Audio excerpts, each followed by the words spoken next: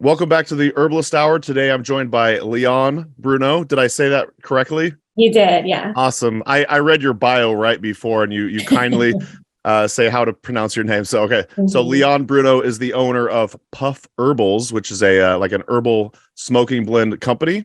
So welcome to the show, Lian. Thank you for having me. Welcome to the Herbalist Hour. This is where community gather, merging the power of people and the flowers, the sweet and the bitter to the salty, the sour. Umami, it's time for the Herbalist Hour.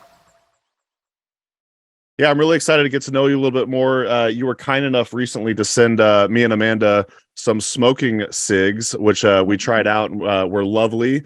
I gotta say, I'll ask you about this later, but they're rolled so perfectly. They're like I've tried rolling like various joints and whatnot, and I think I'm just like horrible at it. But yeah, these are like flawless, and they smoke perfectly all the way through.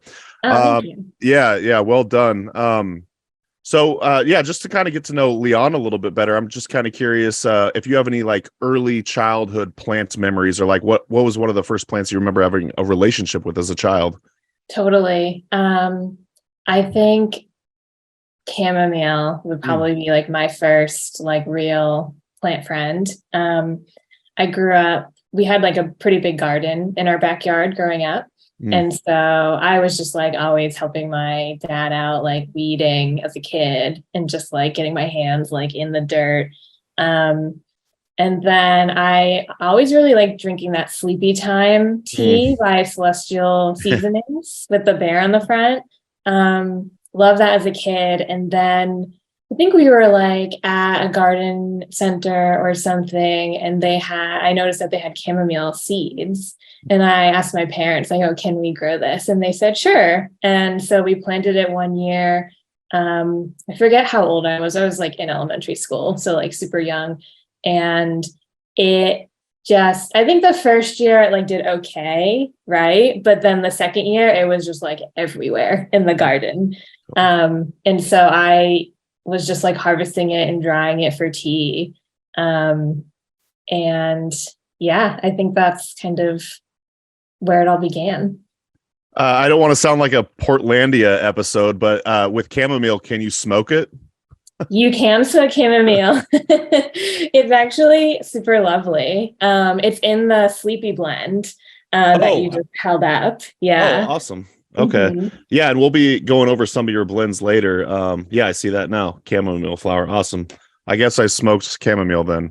Very cool. Well, I'm kind of curious how that transition went from, say, being infatuated with chamomile as a child to like full-blown taking on herbalism apprenticeships and whatnot. What drew you to the world of herbalism, and who did you study with? Yeah, so I guess like when I was like in my early 20s, lighten up, nice. I told you I was going to. Yeah, I'm so glad that you are. Yeah, so when I was in my early 20s, in late teens, I was like super into like watching travel shows, and I was always just like so like mesmerized by like Chinese herbal medicine shops with just like the wall of like jars and shelves and drawers.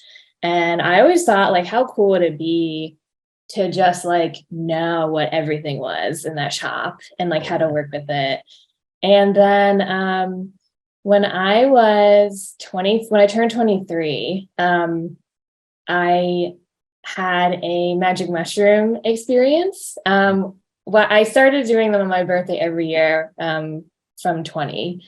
And I was 23, I was at the beach with my boyfriend at the time. And I kind of got, I wouldn't say like a vision, but like some type of spiritual experience with my Chinese grandfather who sadly died before I was born. And I just felt like this strong message to really like embrace my Chinese ancestry and heritage more than I had been. And so that week I signed up for, I enrolled in a Kung Fu school, and I also this was in summer. And then I also started researching herbalism schools. in the Boston area where I'm from. And I ended up studying with Kaya and Rin at Commonwealth Holistic Herbalism in Brookline. And so I enrolled with them in 2014, and I was there for the full 3-year program at the time. So was this when they were doing in person? I actually don't know if they're still doing in person or not. So this was in person for you? This was all in person. Yeah. I think like my second year with them, Katya had just done like an online course for like the very first time. Okay. Yeah. Don't you did you study with Jade Alessandro Mace too? Yeah, she was not in the first year, but she joined in the second, and we did the second year, which was like the advanced studies year, and then the third year was the clinical rotation year. So I did second and third year with her.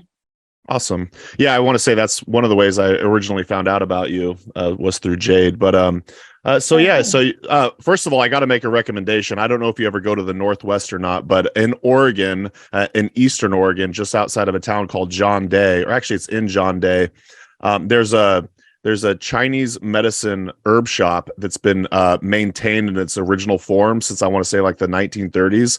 It hasn't been touched, and it's actually taken care of by a nonprofit that makes sure everything is maintained. I actually want to say that there's like major funding from Samsung, which is kind of random, but they gave them like $1 million or something like that to install all of these humidifiers and all this weather control type of stuff inside, so everything is maintained in pristine condition. But it is like going back in time and seeing what a old Chinese shop is like. And so whether you, Lian, or dear listener, I highly recommend checking that out. I can't remember what it's called, but maybe if I remember, I'll include it in the show notes. But so cool. It's incredible. We actually went there on our honeymoon. We did like a whole fun road trip around Oregon, and just outside of John Day is also this beautiful place called the Painted Hills. It's just absolutely incredible, but definitely worth checking out. I have yet to go to Oregon. Okay. But it's high on my list. So you're currently in Boston then, or the area? No. So my Puff Herbals is based in Boston still. I'm in the UK right now. Yeah, I'm just outside of London. I moved here like 3 years ago because my husband got a job offer. So I'm running everything like just remotely, but everything's still like being made and shipped out of Boston. So you were kind enough to give me an Eastern Standard Time time frame, so I wouldn't get confused. Well, I appreciate that. It's just easier for people if I just say Eastern. For sure. Awesome. Well, transitioning from say your standard clinical herb school over to your interest in smoking herbs, I'm kind of curious how that transition happened, and then kind of how that evolved into say Puff Herbals, the business. Yeah. So I first really started, the first time I ever smoked anything, it was cannabis. And it was a week before I left to go to college at Ithaca College. And I asked my friends if they would smoke with me so that I would know what it's like, so that I wasn't just like this square showing up at college and like never having like done anything, So that was the first time, and, really took to it and was, what you could call like a stoner or pothead in Ithaca and in undergrad. And I graduated from Ithaca in 2010 and then enrolled in herb school in 2014. And it was the second year of school, I believe. We were talking about a client who was struggling with quitting smoking. And we started talking about other herbs that you could smoke. And, you can roll other herbs in with the tobacco and, kind of slowly decrease how much tobacco you're putting in. And also you can formulate specific herbs into the mix depending on the person. Yeah. And that honestly just like really blew my mind. And it had never even occurred to me until that point that like, oh, all these herbs, not all of them, but a lot of the herbs that we're learning about are also smokable, and their effects can also be felt when smoked. And that was just like this light bulb, not even like, oh, I could turn this into a business, but just like for myself, like, wow, this is amazing. And so I just started experimenting on my own at home and just really, really took to it. And also in school during the third year, we had to, it was like clinical rotation year, but also kind of business prep year, like how do you want to be an herbalist in the world? And we had to make like 1, 3, and 5 year kind of goals or aspirations. And I had 2 versions, and one of them was going down the more clinical route. And one of them was starting a products-based business. And I just wrote down that it had to be niche, like some niche product. And I remember I wrote, either something with gummies or some kind of like edible or smoking blends. And it's funny to say like gummies now because gummies are like literally everywhere. Yeah, totally. But back then, I didn't know, or at least I didn't see them around as much. And let's see, the third year of school, Katya and Rin they were a big sponsor of Herb Stock in Somerville. I've been to that event. Yeah. And they were like, oh, we have an extra long table this year, kind of like a corner front table at the Armory. And they said, do any of you guys want to sell products there? Because we don't need all the space. And so me and a friend, we were like, should we do like smoking blends and pre-rolls?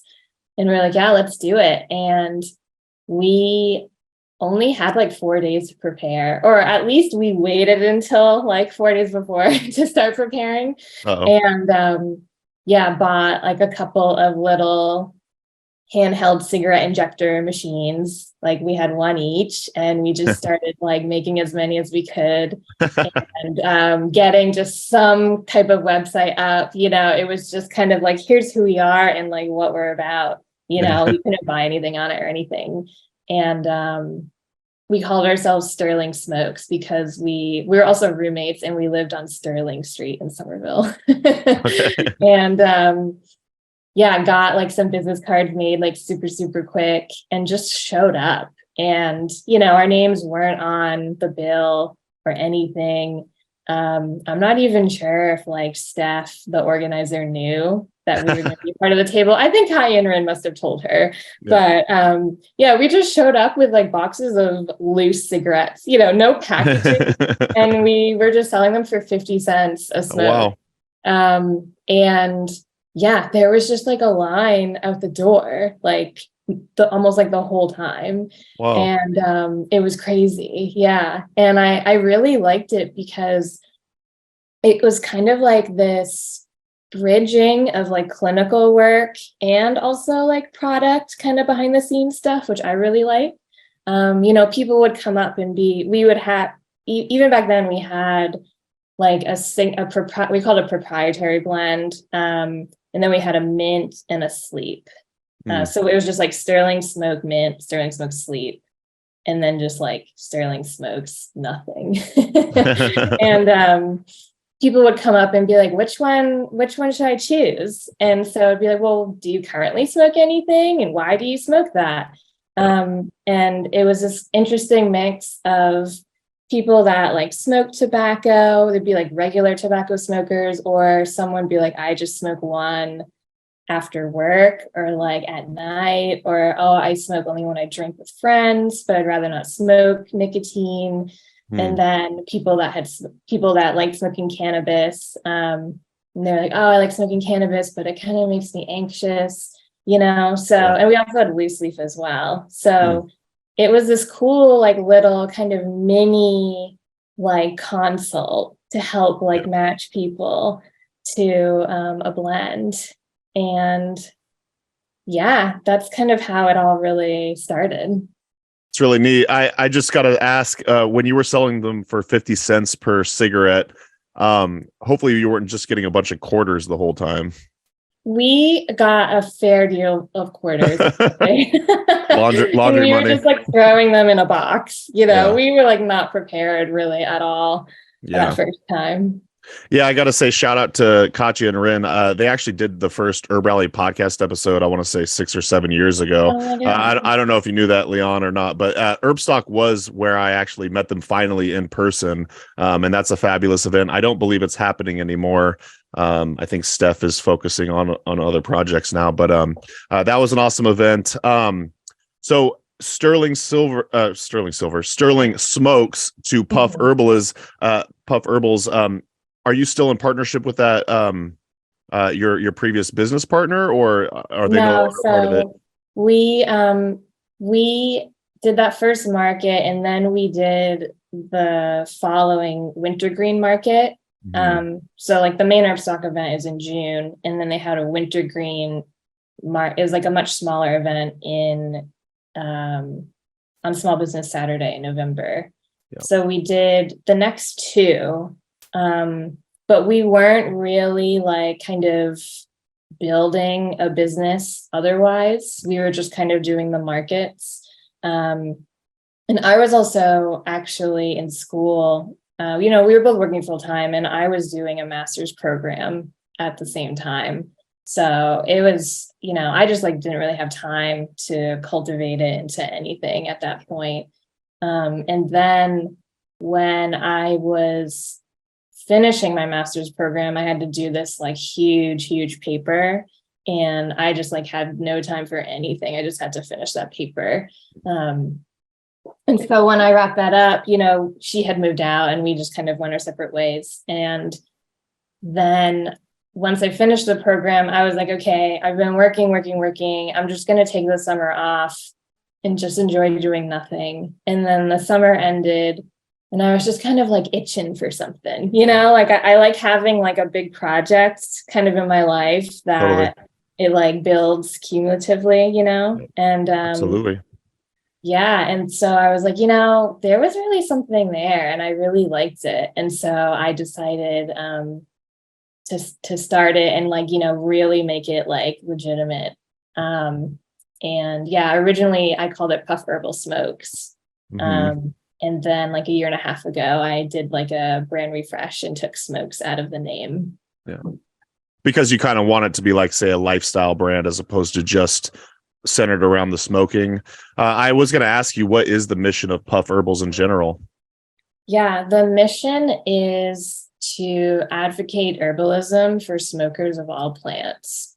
And so whether that is providing a nicotine-free or a cannabis-free alternative, or educating smokers about herbalism and healthy habits, that is really kind of the mission of Puff Herbals. And I have yet to launch an online course, but that is in the works to kind of focus more or branch out to the education aspect.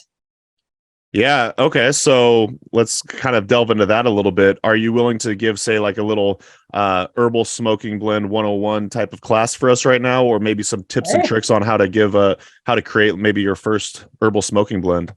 Totally. Yeah. So if you want to make your own herbal smoking blend, you want to look at it in like, there are three components. There's a base. So a base is going to be herbs that just frankly smoke well. These are going to be your like kind of fluffier herbs. So think like mugwort, raspberry leaf, mullein, damiana is also nice, even though it's not really fluffy. But herbs that are like fluffy or also retain a lot of their oil content once dried are just going to smoke well and like smoothly.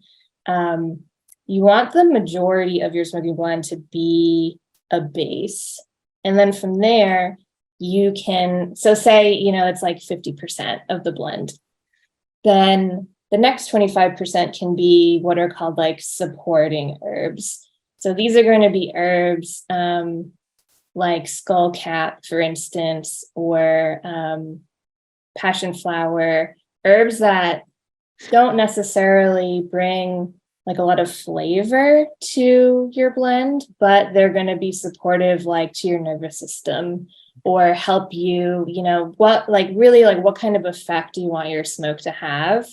That's going to be like your supporting herbs.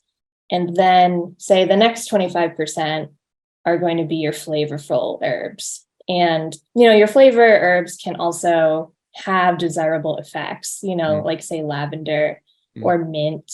And that is just going to be your smoke. Awesome.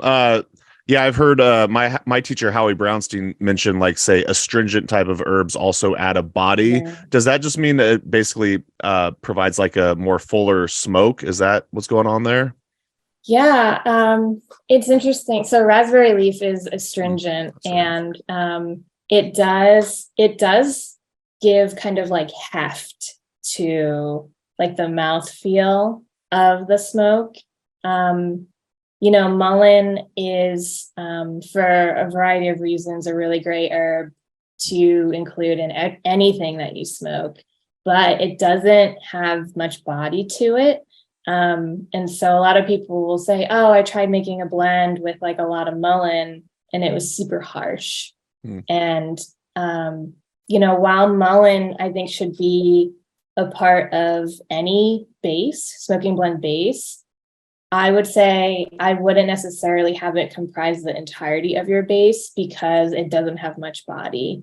And so astringent herbs can bring that as well. So like raspberry leaf is a nice astringent base.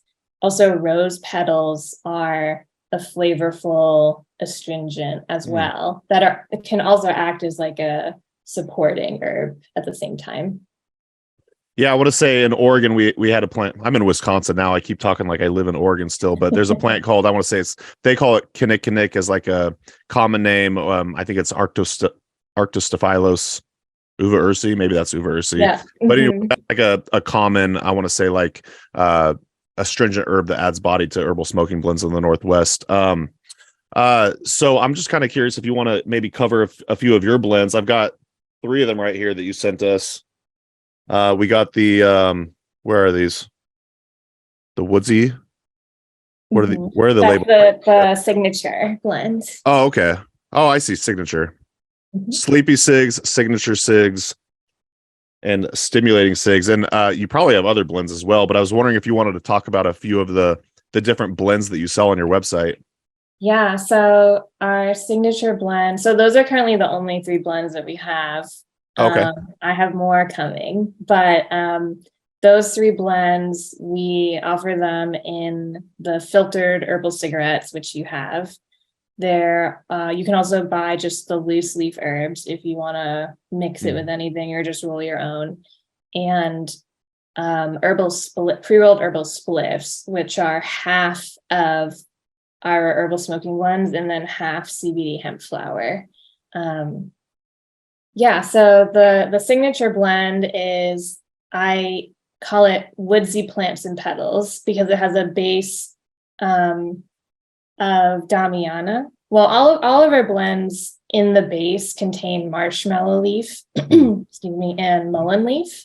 And those are in all of the blends. And the blends kind of differ in what is the main base herb. So signature, we have Damiana, which is very, very woodsy. There's a terpene in Damiana called cadenine, which, it just smells like wood, kind of tastes like wood. It's like a sweet, like woody tea almost when you smoke it.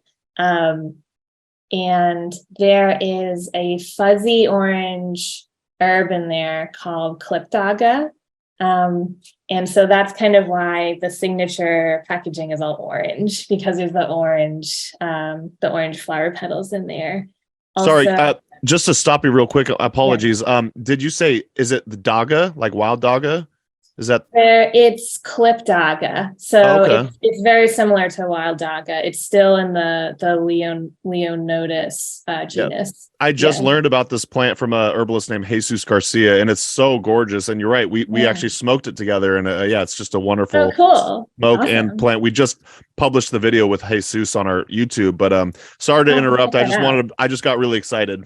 No, I love it. The dagas, both wild daga and clip daga, are very euphoric herbs, especially when you smoke them. So the signature blend is a very, euphoria kind of happiness blend that has these kind of earthy, woodsy notes. So this is really good if you are, if you like smoking tobacco, because there isn't really going to be like any predominant flavor in there other than just kind of like woodsy earthiness. So that's the signature blend. And then the stimulating blend has raspberry leaf in the base. And so this is, an astringent herb, so it brings body, but it also has a slight sweetness to it. And I feel that sweetness, just kind of enhances flavor. So we also have peppermint and tulsi in this blend as the predominant flavors. And this is going to be just a really like kind of crisp, bright smoke that's also like very uplifting and a little bit energizing. So that's why it's called stimulating. And the sleepy blend, and that's the green packaging. And then the sleepy, which is the purple, the base herb in that one, along with marshmallow and mullein, is mugwort. And mugwort is it's one of my favorite smokable herbs, and how just like velvety smooth it is to smoke. It's kind of like unbelievable to me, actually, just like how nice it is. But this is also great for nighttime. It can enhance the vividness of your dreams. So it's like a little bit magical in that way. And there's also chamomile, as we mentioned earlier, and lavender in the sleepy blend. I see there's also, if I'm looking at the right one, is there catnip in it as well? Yeah, there's catnip and passion flower. Skullcap is in all three of the blends. Nice. And our logo is actually inspired by skullcap too. I was going to ask you, it looked kind of like there was little mint flowers on the logo. So I was like, it's got to be some sort of mint flower. So catnip is one of the, I remember when I worked at Mountain Rose Herbs, they have like a free bin. It was one of the first herbs I remember getting from the free bin. And I remember making a tea out of it. And it was just astonishingly relaxing. Like my constitution just absolutely loved it. And I'm not sure if I've ever actually smoked it before, so I'm excited to give that a shot. I'm curious, what if you could choose, like, say, one herb to say was your favorite herb to smoke? Do you have one? Is it skullcap? I like having skullcap in the mix, but like on its own, it's not really that great. So that's why it's like a more supportive herb, because it, if you were to smoke only skullcap, it would be way too harsh and like not nice. Oh, can I reframe the question actually? Yeah. I just thought of a good analogy. So on Tuesdays we do Taco Tuesday, and I ask my daughter, like, if you had to if you could only choose like cilantro, lime, or what's the other one she really likes? Anyways, we basically say, like, what's the one ingredient you can't live without? Like for me, like on tacos, I have to have cilantro. You know what I mean? So like, what's like an herb like that in your smoking blend that you gotta have, or you want to have? Yeah, I would say want and got to have mullein in anything and everything that you smoke. Even if you only smoke cannabis, or like you only smoke tobacco, I would say, put mullein in there. It is only going to do, like, it really can't do any harm, honestly. Like if you're already smoking stuff, then put mullein in there. Mullein is a diaphoretic. Oh, no, sorry. It is, it's moistening. So first of all, so moistening, it drives moisture to the lungs, and smoking is very hot and dry. Yeah. And so anything you can do as a smoker to get more moisture in your life is going to be a good thing. It also relaxes your airways, and so it helps you to breathe more slowly and deeply. And this is going to be key, especially for tobacco smokers, especially because a lot of cigarette smokers, they'll be like, I need to calm down and smoke. And, you know, they might think that it's calming them down, but it'll feel like it has that relief in the moment because it's satisfying the craving, but it actually is getting them more worked up in the long run. And so mullein will just kind of help you to breathe more slowly and deeply. And that in turn is just going to help you feel more relaxed and less anxious. Yeah. And it also is a not diaphoretic, expectorant is the word. And it can help you cough up just like crud that gets stuck in the lungs from smoking. You know, whenever you smoke anything, I always say to people, some people will ask like, oh, are herbal smokes healthier for you? And, you know, as a product-based business, I legally can't say that it is, but even if I could, I wouldn't say that it is healthier, because smoke is smoke, you know, no matter what you're smoking, it's still smoke. But, you know, at the very least, you can smoke plants that don't have addictive compounds in them. And you can incorporate herbs like mullein that can help, you know, make it as healthy of an activity as possible, I would say. Yeah, the regulations that you must have to go through must be mind-boggling. I kind of do want to ask about, say, the challenges of running an herbal smoking blend company. Like, what's that like? Yeah, I guess like when I first started the business, I didn't know what I didn't know, right? So like kind of when my friend and I showed up at Herbstock that one time, you know, we just showed up and just started doing it and just kind of rolled with it. And then when I started the business, I had, you know, some knowledge about like the good manufacturing practices, but not really. I was just like, I'll just try to be as clean as possible when I'm making stuff. But when I first started, I was kind of looking around to see, you know, like, is anyone else doing this? And like, how are they doing it? You know, like, how can I be different? And one of the first things I noticed is that a lot of, at the time, other people selling herbal cigarettes or smoking blends weren't really like educating about the herbs. Yeah. And I was like, how come they're not doing this? And I knew that I wanted education to be a big part of the brand from the very beginning. And so I just started writing all these blog posts about like, you know, the effects of the herbs in the blends that I was selling and like why you may want to choose a certain blend over another based on the effects. And then after like a couple of kind of business coaching groups that I was in, very quickly learned that, you know, if you're selling a product, you actually can't say a lot of things and you can't use certain words and certain phrasing because in the eyes of the FDA, those can be considered medical claims. Yeah. And, you know, unless you're getting your product FDA approved and like going through clinical trials of like a medication, you can't say that stuff. So at first I found that extremely frustrating and I had to go and like purge my website. Yeah. And, but I found in time that I actually really appreciated it because it made me have to be more creative in my writing. And it actually made me think about, you know, rather than just saying like some, like, you know, expectorant, for example, and just kind of leaving it at that. And like, people aren't necessarily going to know what that means. And even if you say, oh, this is what expectorant means, it's not like they're necessarily going to really retain that information. But if you kind of explain like more thoroughly, like this is what it does, and like this is how it's going to make you feel, and this is what you're going to notice, then that can stick with people.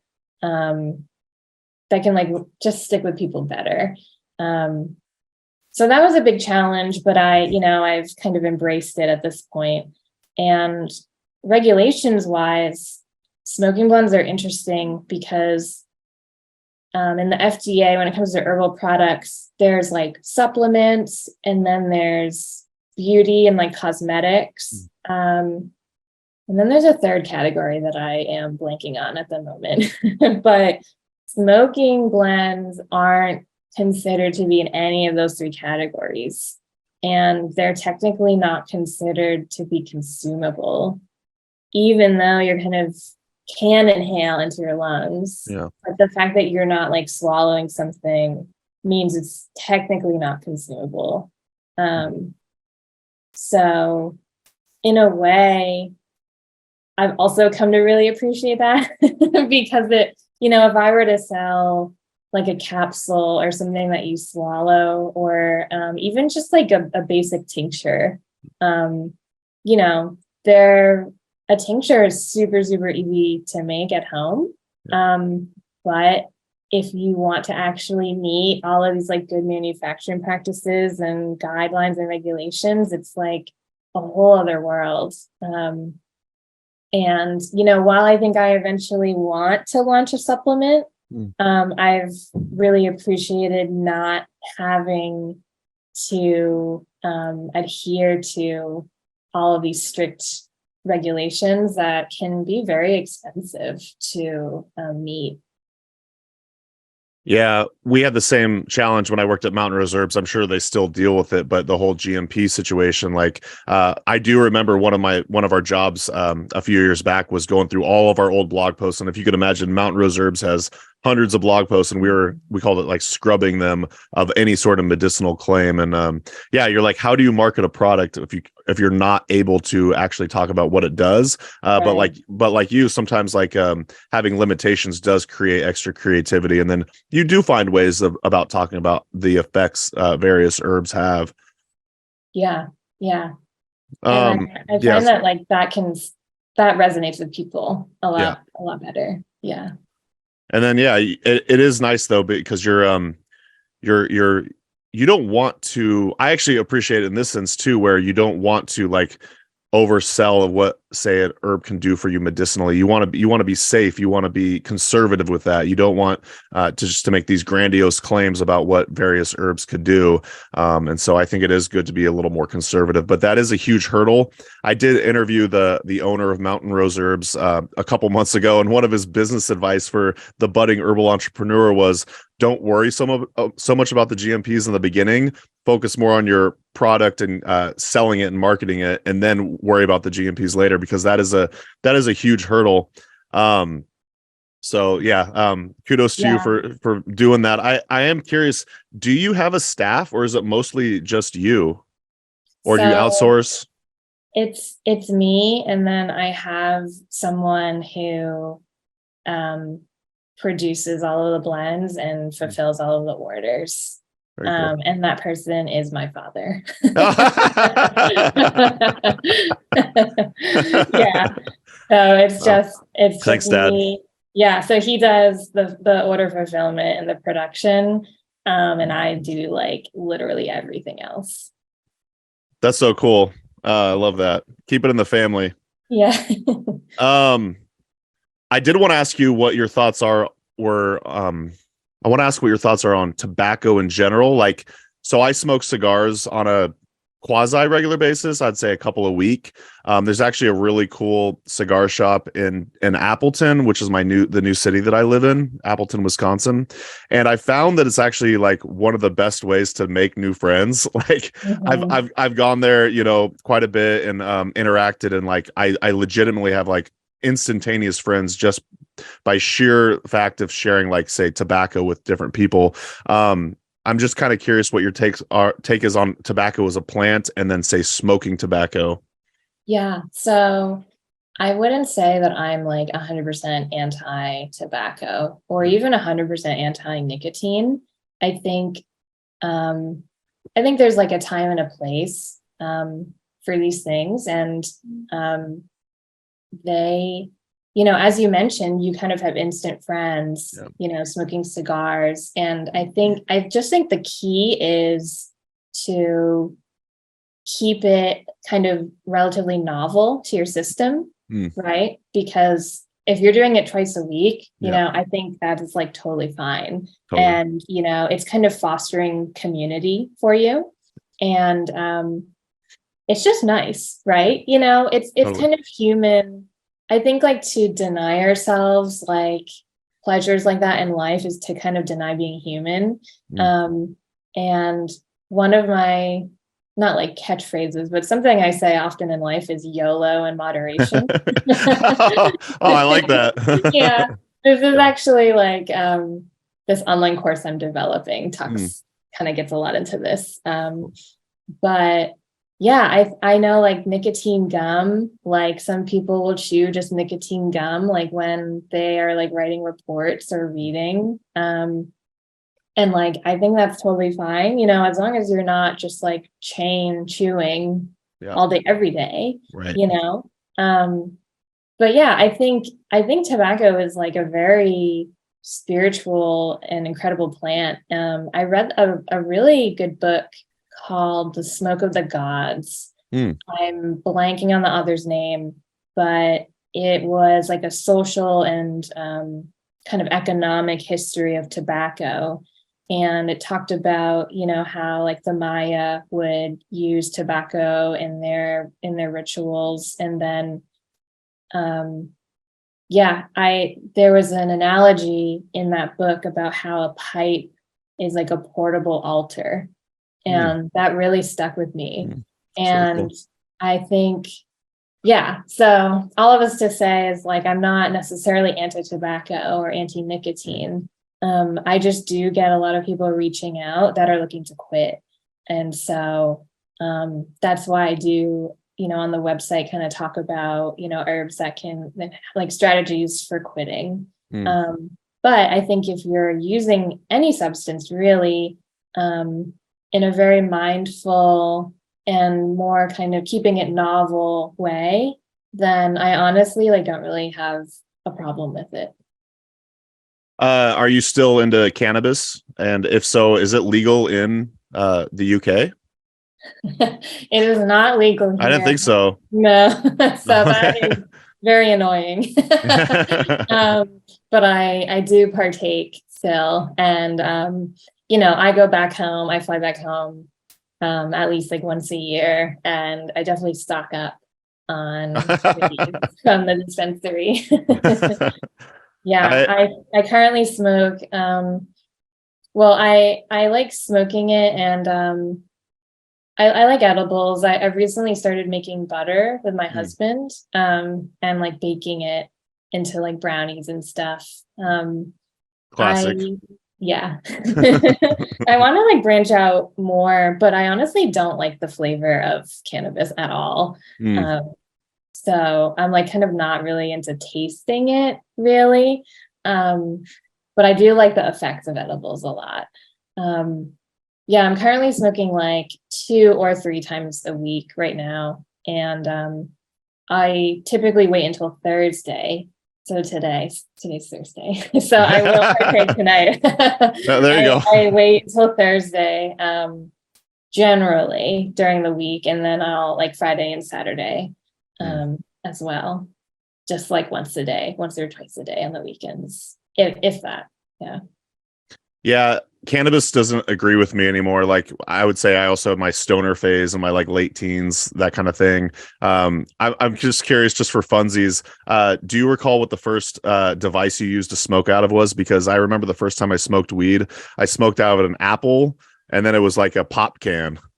Oh yeah. I smoked out of just like a glass, like bowl pipe. Oh, okay. That was probably like this big. Standard. One time I went to go visit friends in college, like that went to a different school than me in New Hampshire. And like turned like a soda, like a Pepsi plastic bottle, like into a bomb. But like, yeah, thinking about doing that now, like with plastic, it's like, oh, I would never do that today. Yeah, that's gross. It's a fun memory. So outside of the realm of, say, smoking herbs, do you have a particular plant ally that's one of your favorites? Yeah. So chamomile, as I mentioned, is still really big. Tulsi too. Even, Tulsi is in the stimulating blend, but I just love Tulsi tea so much. It just tastes so good. It's just so mood elevating.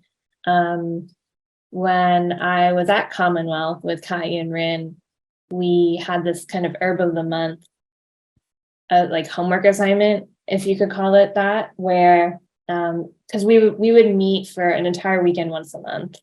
And so our kind of monthly homework was to pick an herb. That the first year of school, we pick an herb and we just work with that herb in as many different ways as possible for a whole month, so that we really got to know that plant. And then we would like write up a monograph about that herb and hand it in. And Tulsi was my very first one, I think, because I used to work with Steph Zabel of Herbstock at the Harvard Herbarium. And I knew that she had gone there.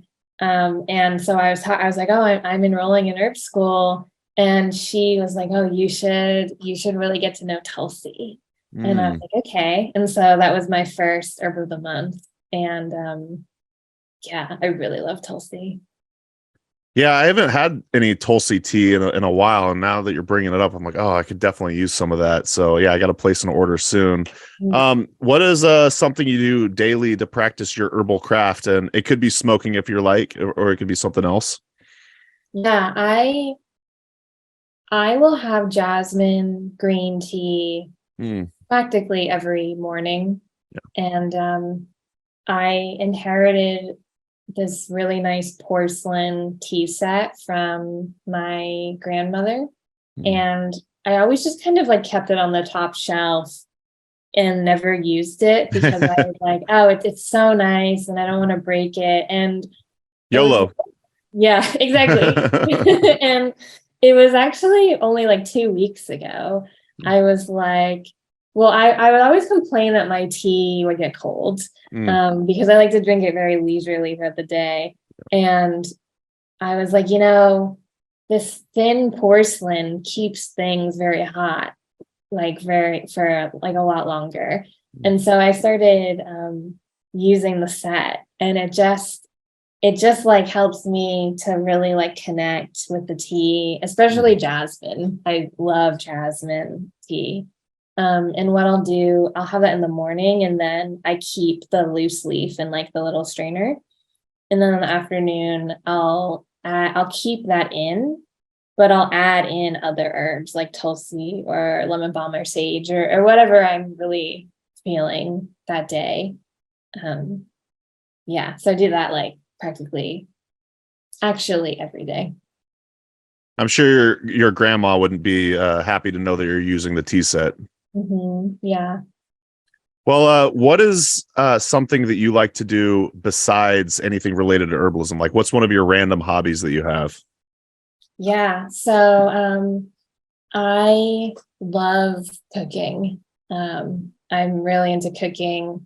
I've always thought that if I ever like take a sabbatical later in life, or maybe after I retire or something, that I would go to culinary school. And, not necessarily because I don't know if I like want to be a chef. I'm reading Kitchen Confidential right now by Anthony Bourdain. Yep. Finally, I read that one. I've always watched like all of his docu shows and stuff, and I'm finally reading it, and it's so good. But it has made me realize that I'm not sure I want to work in a kitchen. For sure. Yeah. Yeah. As like fun as it is to read about. But yeah, I really enjoy cooking. I'm also very like physically active. I went to Kung Fu school, and one of my my seafood, he died last summer actually, which is very sad, but I still practice at home. And I go to the gym fairly often and just like really moving my body in various ways.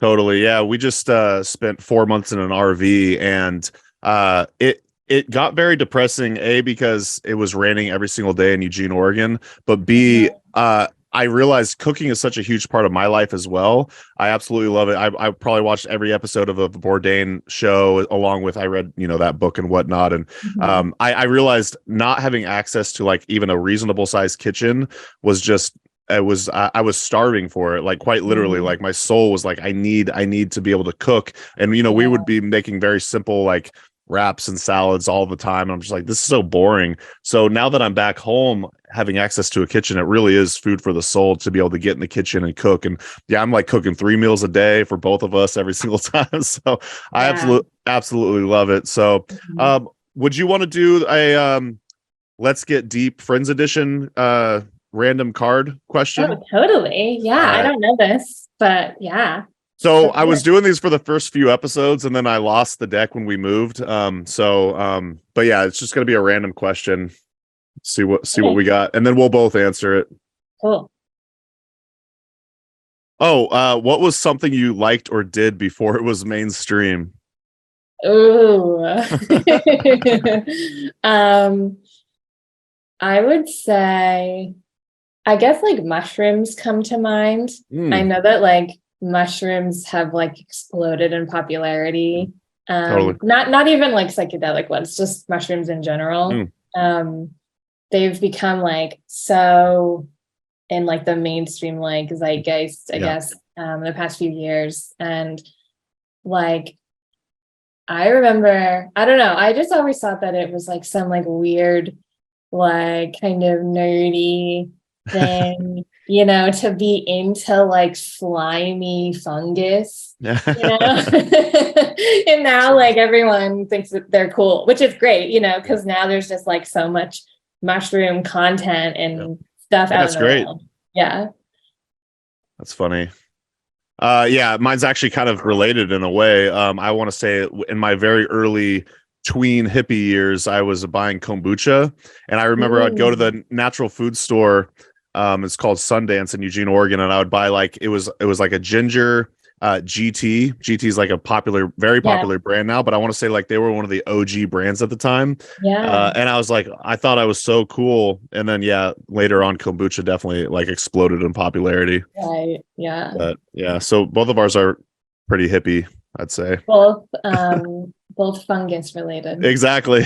Totally.